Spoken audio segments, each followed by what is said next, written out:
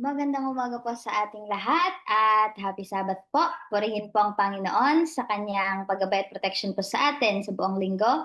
At tayo po ay muling nagkatipon-tipon dito sa ating um, online service para po magbigay ng papuri sa ating Panginoon. Sa umaga pong ito, tayo po ay pangungunahan ng Cotabato Brethren at ang ating Sabbath School teacher po ay si Sister Pearly Ruth Glenn Pidere. Ngunit bago po yan, tayo po muna ay mag-aawitan ng ating opening song at susundan naman po yan ng opening prayer ni Brother Remigio Navasca. At ngayon po, tayo na po ay dumako sa ating opening song.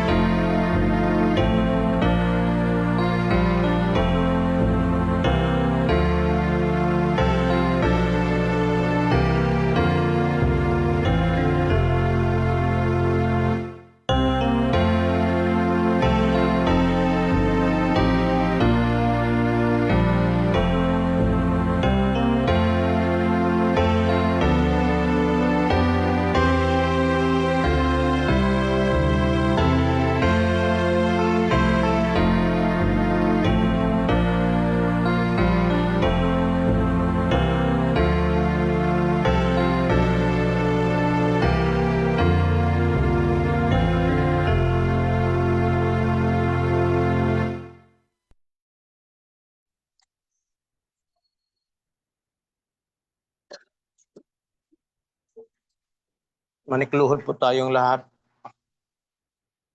Mapagmahal, mapagpala at mahabagin naming Diyos at aming Ama. Maraming salamat po sa inyong pagmamahal sa amin, sa inyong kalinga sa buong linggo na inyong tinustusan ng lahat naming pangangailangan tulad ng mga pagkain sa araw-araw, tubig na aming naiinom, hangin na aming nahihinga na nanatili kaming buhay hanggang ngayon. Maraming salamat din sa araw na nagbigay ng liwanag sa buong mundo na aming iniikutan, nakita namin aming mga ginagawa at aming mga dinadaanan. At sa gabi, na kami nakapagpahinga at nabawi namin ang mga lakas na nawala at nagiging maliksi na naman ang aming pangangatawan at mga isipan. Sa araw na ito ay nagpapasalamat po kami na binigyan ninyo kami ng isang araw na papamahinga sa aming pang-araw-araw na mga gawain at nakapasok kami sa isang araw na banal na inyong inilaan para sa amin upang magsamba po sa inyo sa Espiritu ng katotohanan.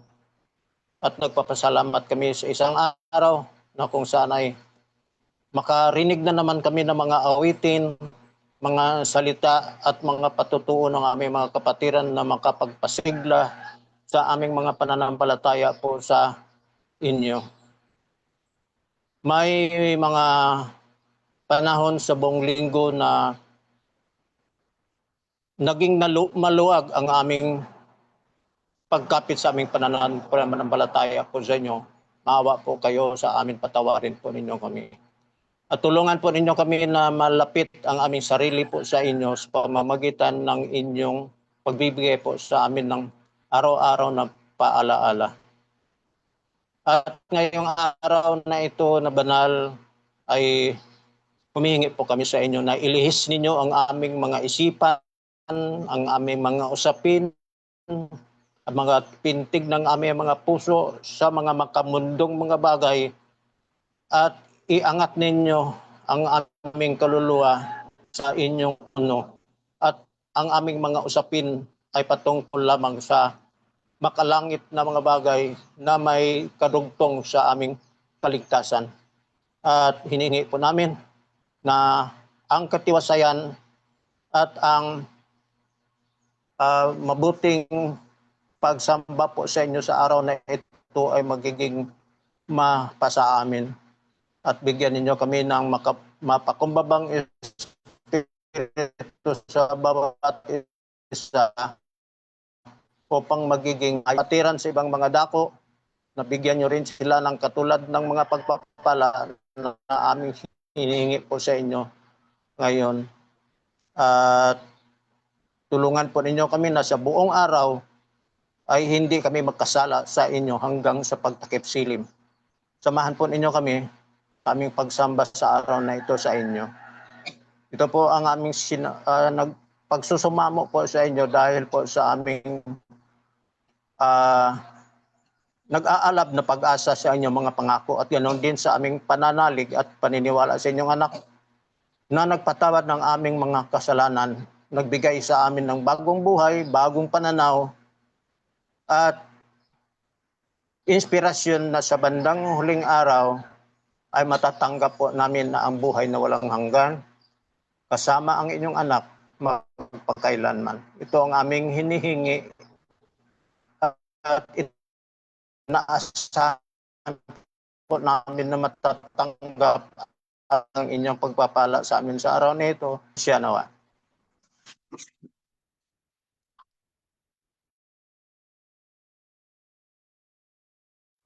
Maraming salamat po, Brother Nihio, sa inyo pong pagpanguna sa ating pambungad na panalangin.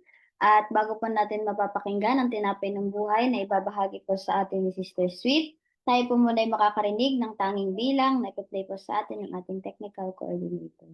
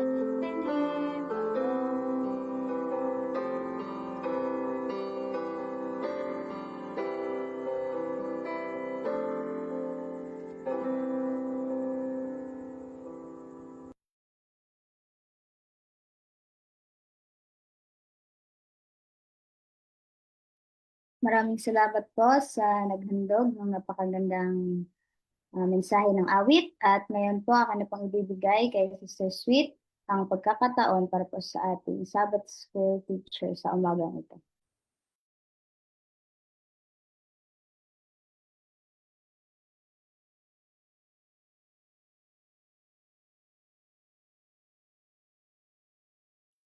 Sister Sweet.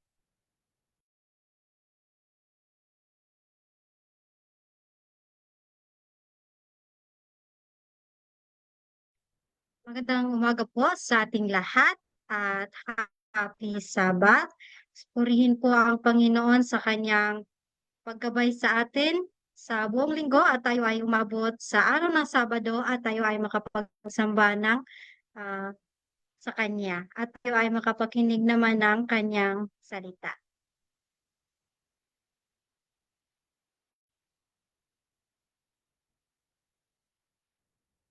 At sa umagang ito, ating pong pag-aaralan ang ah, Godliness with Contentment na makikita po natin ito sa Philippians 4 verse 9 to 23.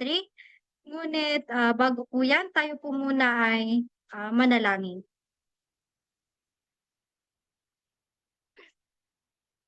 Tayo po ay manalangin.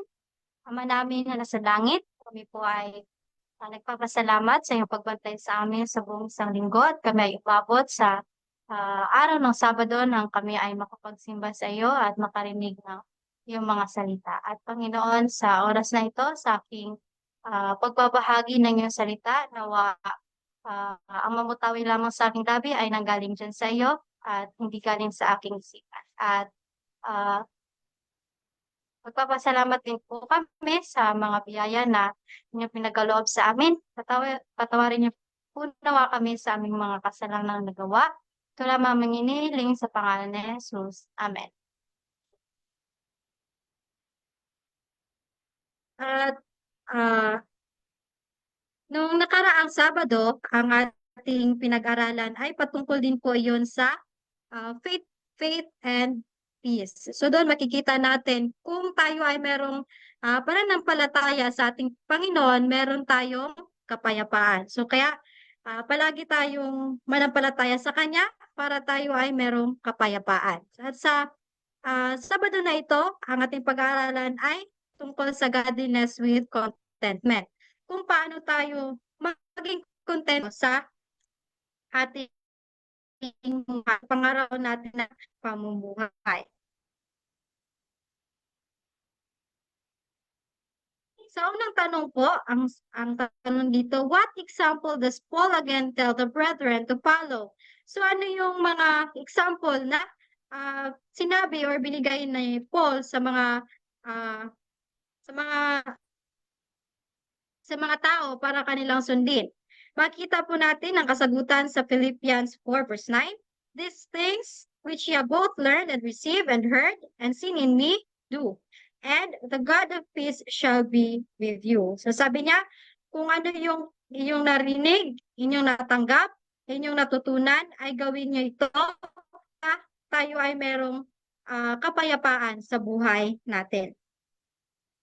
Sa pangalawang tanong, from whom had Paul received the things which he delivered to others? So saan ba nanggaling yung mga bagay na kanyang sinasabi sa iba para sila ay mailigtas? So makita po natin ang kasagutan sa Galatians 1 verse 11 and 12. Sabi doon, but by the revelation of Jesus Christ. So lahat ng kanyang mga ay binahagi, lahat ng kanyang mga sinabi sa mga tao ay nanggaling sa ating Panginoon.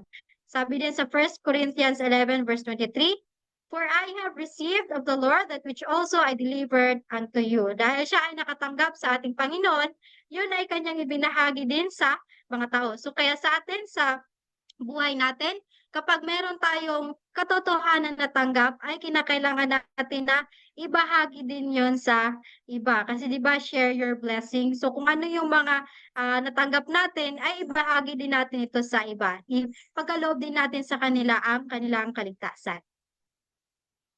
Sa patlong tanong, and whose example were they following in doing this thing they had seen in him? So, sino yung example na kanilang ginagamit para sa pagsunod sa kay Paul? So, sabi sa Galatians 2:20, I am crucified with Christ, nevertheless I live, yet not I, but Christ liveth in me. And the life which I now live in the flesh, I live by the faith of the Son of God, who loved me and gave himself for me. So, kinakailangan na ito din yung motto natin sa buhay. Ito din yung palagi nating itatak sa ating isipan na kinakailangan na si Kristo na yung namumuhay sa atin. Hindi na yung sarili natin mismo, kundi si Kristo na. Makikita na sa atin yung kanyang karakter, yung kanyang perfect na karakter.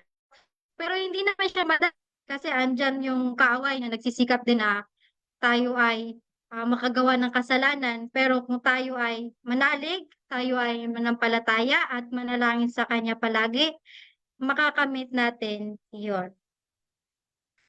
Ang next po, what caused him rejoicing? So ano ang dahilan kung bakit natuwa si Paul?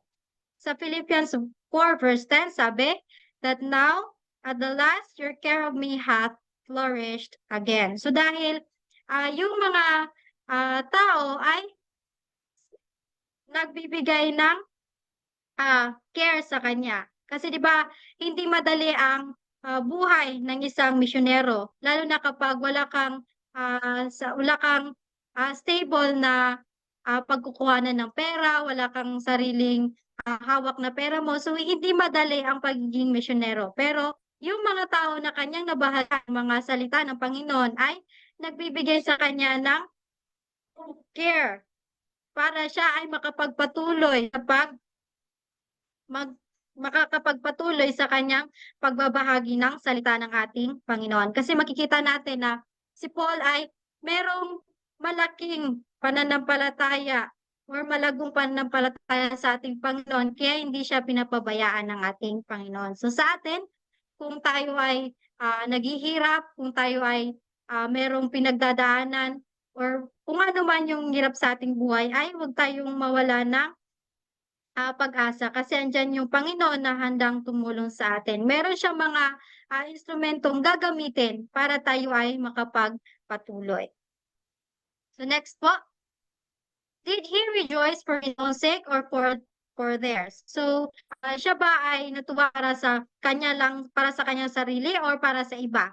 So sa Philippians 4 verse 17, not because I desire the gift, but I desire fruit that may abound to your account. So hindi dahil gusto niya ng mga regalo or kung ano man yung matatanggap niya, kundi gusto niya ay yung bunga ng kanilang pagiging mabuti. Yung bunga ng kanilang pagbibigay ng tulong sa kanya. Kasi di ba kapag tayo ay tumutulong sa mga tao na nangangailangan, kapag tayo ay tumutulong sa tao na nagdadala ng mensahe ng ating Panginoon, so babalik din yun sa atin. So kinakailangan din kapag tayo ay magbigay sa kanila ay ah, walang walang halong ano sa sarili, kundi nagbigay ka dahil gusto mo. Nagbigay ka dahil hindi labag sa kalooban mo. So yun yung gusto ng ating Panginoon. At yun din yung paraan ng pagbibigay sa manggagawa ng ating Panginoon. What important secret had Paul learned? So ano yung mga importanteng sikreto or kung ano yung mga sikreto na ginagamit ni Paul or kanyang natutunan sa kanyang pagmimisyonero? Sabi sa Philippians 4 verse 11 to 13, for I have learned in whatsoever state I am, therewith to be content. So na kanyang natutunan na kahit saan siya mapunta, kung napunta man siya sa marangang bayan, napunta man siya sa mahirap na bayan, nasa isip niya na magiging kontento. Maging kontento sa kung ano yung nabibigay sa kanya.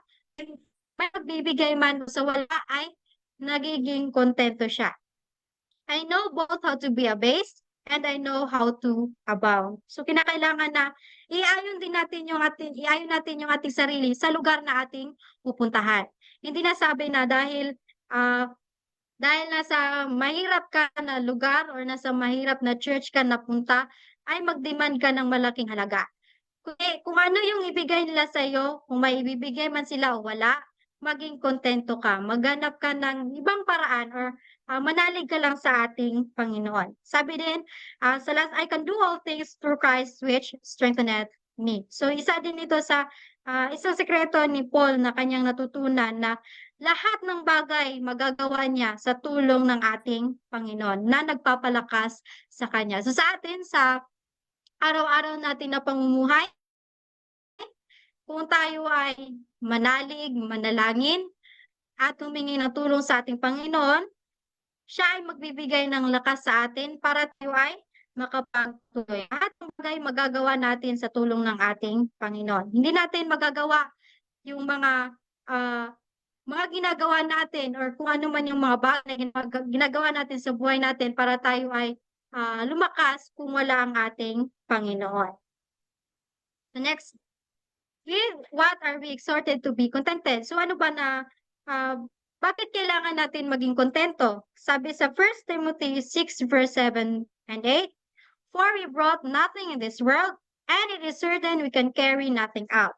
And having food and raiment, let us be therewith content. So dahil wala tayong dinala dito sa sanlibutan nang tayo ay nabuhay, at wala din tayong madadala kapag tayo ay mamamatay or mawawala. At sabi din dito, kapag tayo ay meron ng pagkain, meron na tayong masusuot na damit, let us be therewith content. So wag na nating hangarin yung ibang bagay na hindi naman mahalaga. Kasi ang ating Panginoon, magbibigay siya ayon sa ating pangangailangan. Kaya kung tayo ay manalangin sa Kanya, kinakailangan na yung panalangin natin, tulungan niyo po kami sa aming mga pangangailangan sa buhay. Yung needs talaga natin, hindi yung wants. Hindi magbibigay ang ating Panginoon ng mga bagay na hindi naman talaga natin kailangan sa buhay natin. So siya ay magbibigay kapag alam niya na yung bagay na yun or yung kung ano man yung hinihingi natin ay kailangan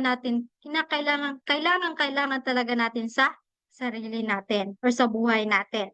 So kung tayo ay merong makakain, meron din tayong masusuot, meron din tayong masisilungan, kinakailangan natin na maging kontento. Kasi di ba nga may ibang tao nga na walang bahay, wala ding masyadong damit na masusuot, pero makikita mo na kontento sila sa buhay nila. lalong-lalo na yung doon sa bundok, doon sa Mindoro, makikita mo doon na yung pagkain nila, siguro sa isang taon, ilang beses lang sila makakain ng kanin, ilang beses lang sila makakain ng masarap na pagkain, tsaka yung damit nila ay hindi din masyadong marami, pero kontento sila sa buhay nila. Masaya sila sa buhay nila. So yun yung gusto ng ating Panginoon, na kahit mahirap tayo or kung ano man yung pinagdadaan natin, kinakailangan na maging kontento tayo sa kung anong meron sa atin. Huwag na tayong umangad ng malalaking bagay. Kasi alam ng ating Panginoon kung ano yung mga kailangan natin.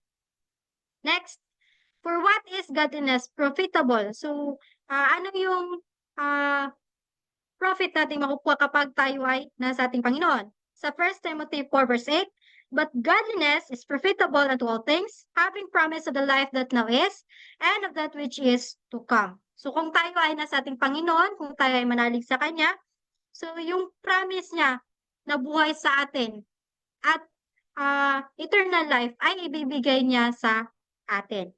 Kung tayo ay nasa Kanyang panig lamang. Next, since godliness is so profitable, what must always be joined with it? So ano ba ang kinakailangan nating gawin? 1 Timothy 6 verse 6, but godliness with contentment is great gain.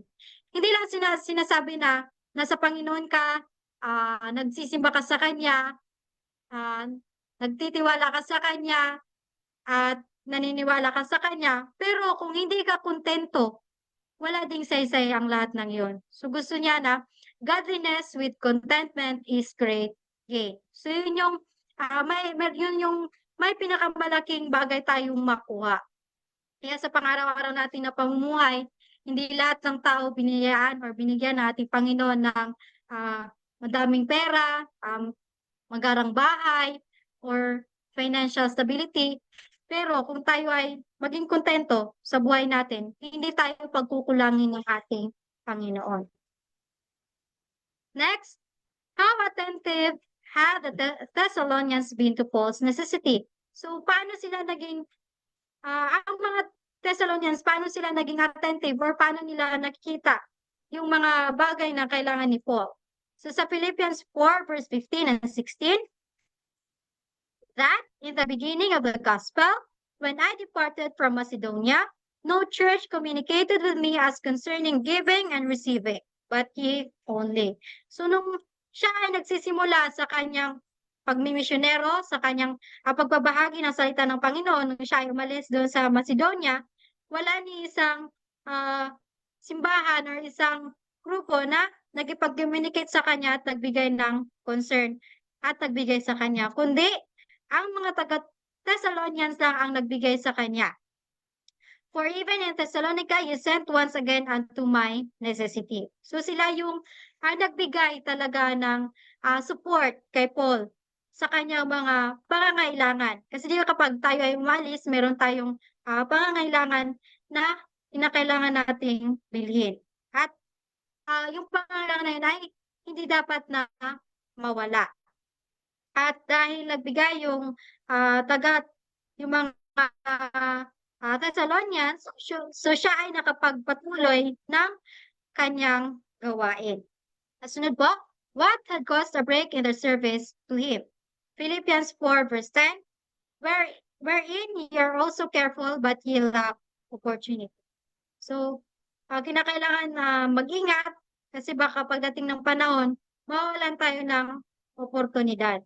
So, kinakailangan sa buhay natin kung pwede tayong makatulong, magtulong tayo. Kung pwede tayong makabigay ng suporta, magsuporta tayo. How was Paul situated at the time of writing the epistle? Sabi sa Philippians 4 verse 18, but I have all and abound, I am full, having received of Epaphroditus the things which were sent from you, an odor of a sweet smell, a sacrifice acceptable, well-pleasing to God.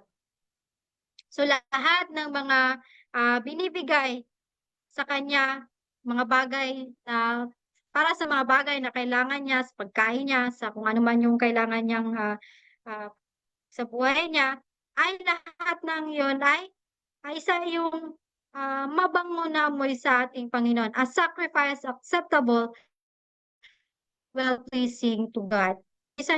Yun yung isang sakripisyo na binigay nila na katanggap-tanggap sa ating Panginoon. So kapag tayo ay tumulong na hindi labag sa ating kalooban, hindi yun sabi na winawalang bayan ng ating Panginoon. Lahat yun ay nakalista sa Book of Remembrance. Kaya kinakailangan na kapag tayo ay magbigay, kung gusto natin magbigay, ay wag naman yung labag sa ating kalooban. Gusto nating Panginoon na tayo, kapag tayo ay nagbigay, ay yung buong puso natin na ibinigay doon para tayo ay makatulong. Kasi wala ding silbi yung pagbibigay mo kung labag din sa iyong kalooban. What did he say that this gift was? Sabi, an odor of a sweet smell, a sacrifice acceptable, well-pleasing to God. So yun yung isang napakagandang regalo mula sa atin na ating maibibigay sa ating Panginoon. Ang pagbigay ng sakripisyo or pagbigay ng tulong sa kapwa natin or sa manggagawa ng ating Panginoon. Kasi actually, hindi talaga madali ang maging isang manggagawa ng ating Panginoon. Kasi halimbawa, mapunta ka sa isang lugar na hirap sila. Ikaw mismo na manggagawa ng ating Panginoon, sariling pera mo, na kahit ikaw ay may pangangailangan, ay ibibigay mo pa yun doon. Kasi alam mo na nangangailangan sila. Tulad ng mga taga-bundok. So kapag nasa bundok ka, lalo-lalo na doon sa Mindoro, sa Timbangan, sa Yabat, sa Ilya, or kung saan man na bundok, kapag nandoon ka, kapag meron kang pocket money, or meron kang pera na pwede ka lang naman makatulong sa kanila, ay magtulong ka. So, kasi hindi lahat ng manggagawa na napupunta sa maraming member, maraming pera sila, at maraming nagbibigay. So may times talaga na mapupunta sa lugar na walang-wala, na kahit ikaw mismo, na kahit alam mo sa sarili mo na ikaw mismo, wala kang kinikita, ay makakapagbigay ka pa rin ng tulong sa kanila. So yun yung sakripisyo na katanggap-tanggap sa ating Panginoon. Next, what condition of the Philippian brethren made this offer acceptable to the Lord? So ano yung condition ng mga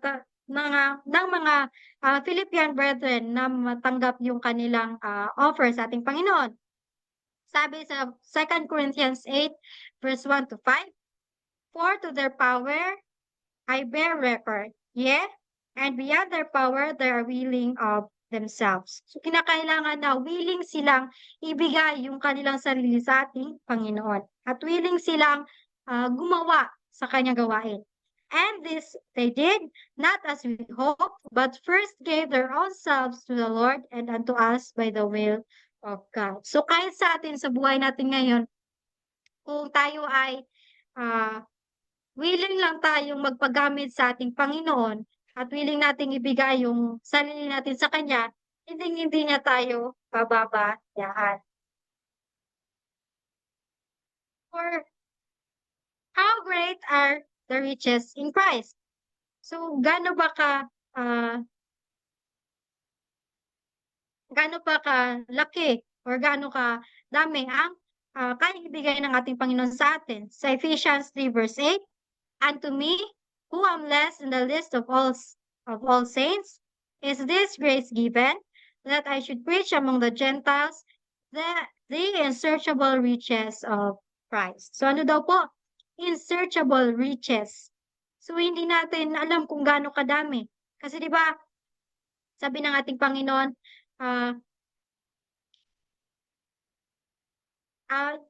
He has many ways to provide which we know nothing. So kung ano yung pangailangan natin, hahanap siya ng paraan or hahanap siya ng instrumento ng isang tao na makakasagot ng ating panalangin. Kasi di ba, meron minsan sa buhay natin na walang-wala tayo, tapos nanalangin tayo sa ating Panginoon na sana bigyan ka ng mga pangangailangan mo sa araw na ito. Di ba minsan makakatagpo ka ng isang tao na nakakakilala sa'yo pero ikaw hindi nakakakilala sa kanila. Tapos may iabot sila sa'yo na, oh ito ba, minsan magsabi pa, bayad sa utang ko, pero hindi mo sila kilala pero kilala ka nila. So isa yung instrumento na ginagamit ng ating Panginoon. Hindi natin alam, baka isa yung angel na pinadala ng ating Panginoon para tayo ay matulungan. Kaya wag nating wag tayong mawalan ng tiwala sa ating Panginoon kasi siya ay palaging nagbibigay sa atin. Kasi yung riches niya ay unsearchable riches. So hindi natin alam kung gaano ka dami. Of what may we be assured since God gave His Son for us? So, ano ba yung assurance na ibinigay sa atin ng ating Panginoon na kahit yung sarili niyang anak ay binigay niya para sa atin? He that spared not His own Son, but delivereth Him up for us all, how shall He not with Him also freely give us all things? So, kinakailangan na ilagay natin sa isip natin na sariling anak niya nga ay hinayaan niya na mamatay dito sa limutan para tayo ay mailigtas. So, kinakailangan pa ba natin siyang questionin sa mga bagay na hinihingi natin? Or kinakailangan pa ba natin na mawalan ng pagtitiwala at pananampalataya sa Kanya? Nang sariling anak niya, nag-iisang anak niya ay ibinigay niya para tayo ay mailigtas. Kaya sa buhay natin, kinakailangan na palagi tayong makipag-communicate sa Kanya, palagi tayong humingi ng tulong, at palagi tayong manalig sa Kanya. Then, what may we unite in saying? Sabi sa Philippians 4 verse 20, now unto God and our Father be glory forever and ever. So, kinakailangan na mag-glorify natin palagi ang ating Ama na nasa langit.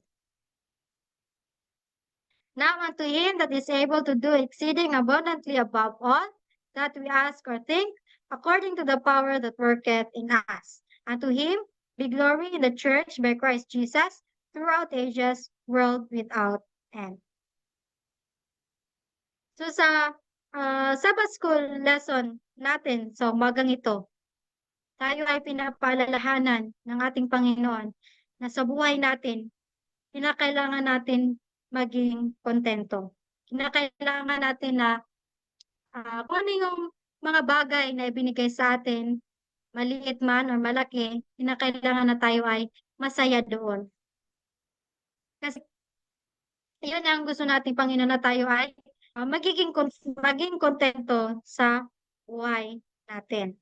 Kasi hindi lahat ng tao ay katulad natin na merong bahay, merong palaging pagkain, 3 beses kumakain sa isang araw, merong damit na masusuot. Kasi ang iba, saan sila natutulog ang iba? Sa ilalim ng tulay, sa tabi ng daan. Tapos minsan, minsan yung kain nila ilang beses lang sa isang araw. So, at tayo din ay binigyan ng ating Panginoon ng kumpletong pangangatawan. Kasi makikita natin nga yung iba na walang kamay, walang paa, lag, pipi. Naghahanap sila ng sarili nilang pagkakitaan para meron silang para sila ay mabuhay. Pero kontento sila sa buhay na yon. Paano pa kaya sa atin na kumpleto tayo, meron tayong kamay, merong paa, nakakita tayo, nakakarinig, nakakasalita. So, kinakailangan natin na maging kontento sa buhay natin. So, wag na tayong umangad ng mga malalaking bagay na alam naman natin na hindi natin talaga kailangan sa buhay natin.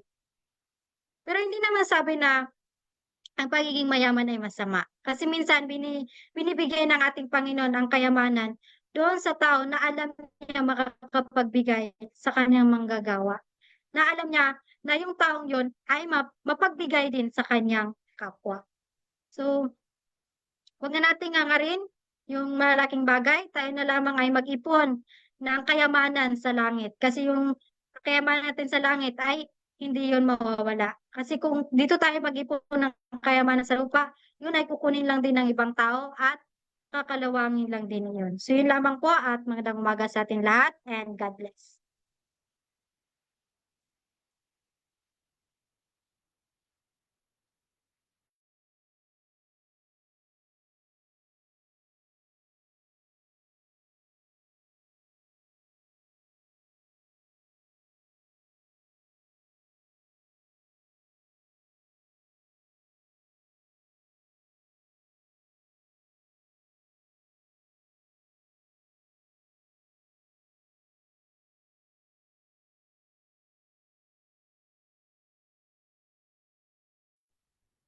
Maraming salamat, Sister Perry. Base sa ating napakinggan, natutunan natin na maging kontento kung ang meron tayo, sapagkat yan ang kagustuhan ng Panginoon. Tayo ay magpasalamat sa mga biyayang natatanggap natin araw-araw dahil nga sa kantang blessings, bilangin natin ang mga biyayang pinoprovide sa atin ng Panginoon at wag tayong mag-isip na kulang ito, kailangan pa natin dahil alam ng Panginoon kung ano yung ating pangangailangan. So kung sino pa yung gustong magbigay ng insights ay pwedeng kayo na ang magsalita.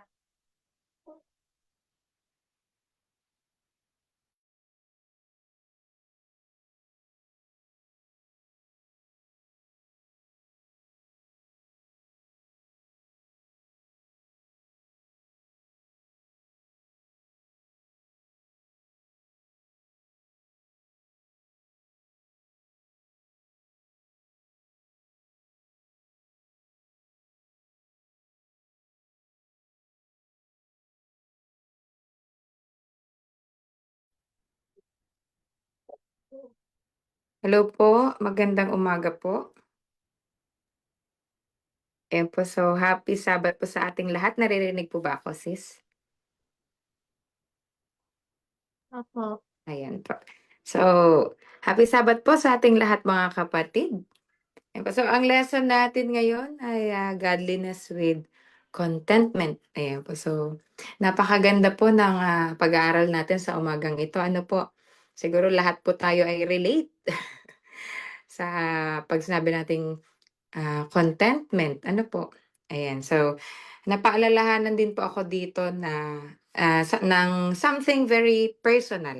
Ayan, minsan kasi ano po, madaling sabihin na God will provide. Ano po, lagi nating sinasabi yan. Nasasambit natin yan, lalo na kapag dumadaan tayo sa pagsubok. Pero kapag tayo na yung nasa gitna ng pagsubok, tayo po yung nakaka-experience, doon talaga nasusubok yung tiwala natin sa Panginoon. Ano po. So sa lesson na ito, mas lalo ko pong na-realize na ang Diyos ay tunay na mabuting provider at siya ang laging may control sa lahat ng sitwasyon. Kasi may pagkakataon po sa buhay ko na dumaan ako sa pagsubok na parang pinaparamdam ng kalaban na wala ng solusyon. Kasi if God works every day, di ba?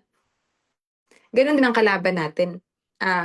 Tinatalbogan nga ang ating Panginoon upang tayo ay masakop niya. Parang ganun. Kaya dapat wag po tayong papatalo, syempre.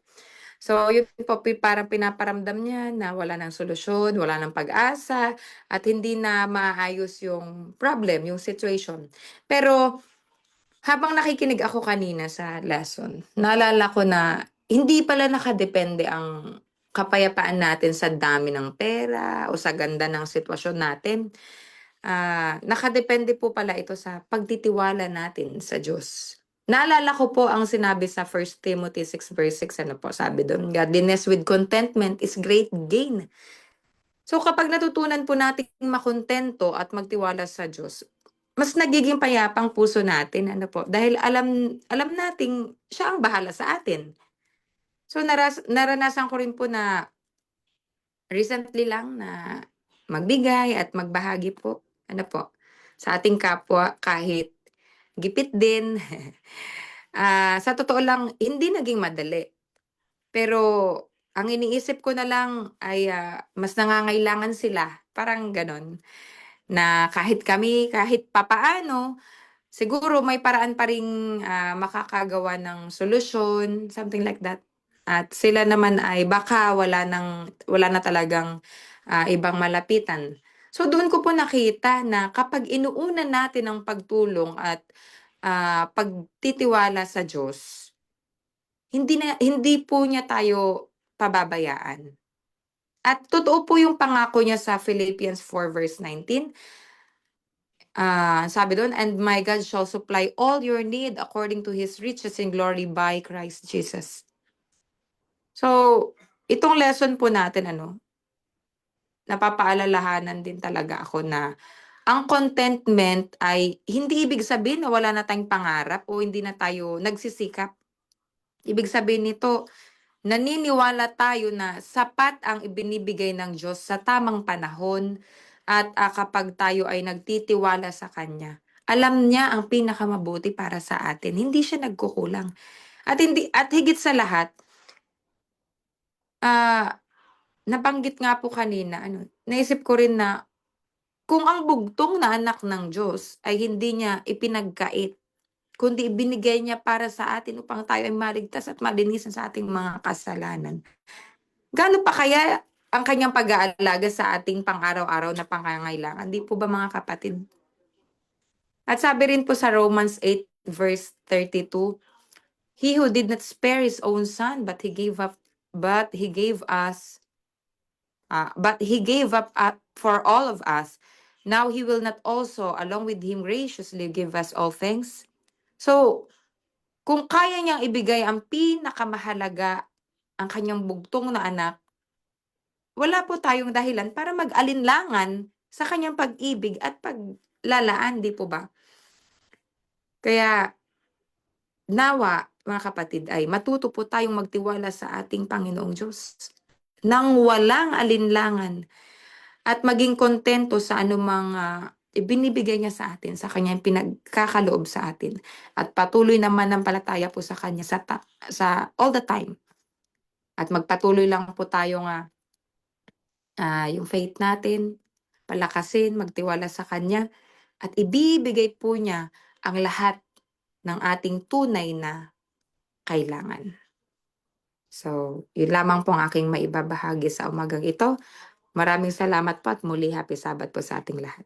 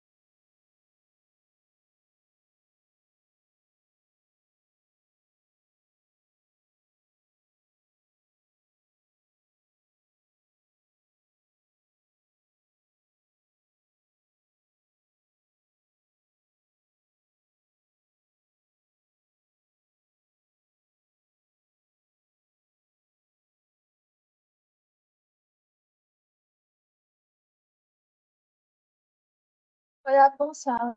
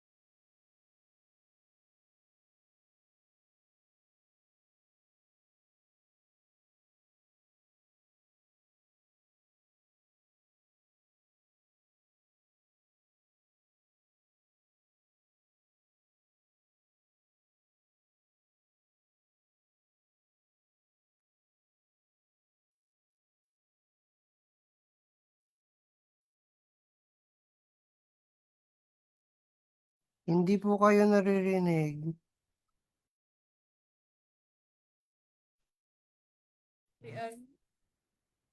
Picture. Kung wala na po. At kung wala na po, tayo po ay dadako sa ating closing song at closing prayer naman po sa ating tagapagsalita.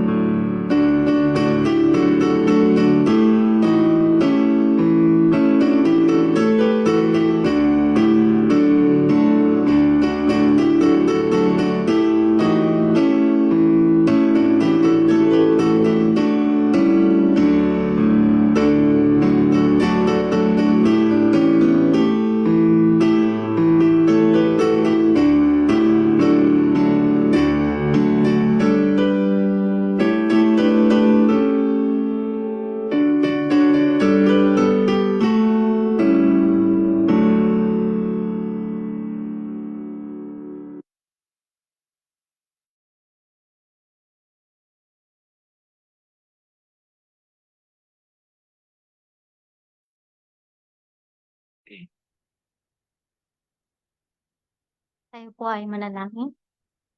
Ama namin nasa sa langit, Panginoon, maraming salamat po sa iyong gabay sa akin, sa aking kasalita.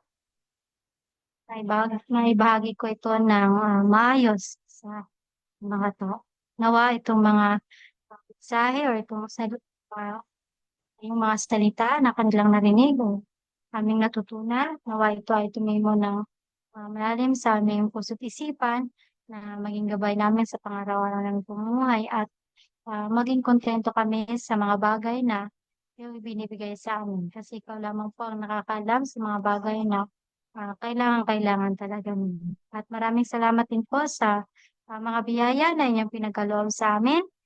Patawad po sa aming mga kasalang nagawa. Salamat niling sa pangalan ni Jesus. Amen.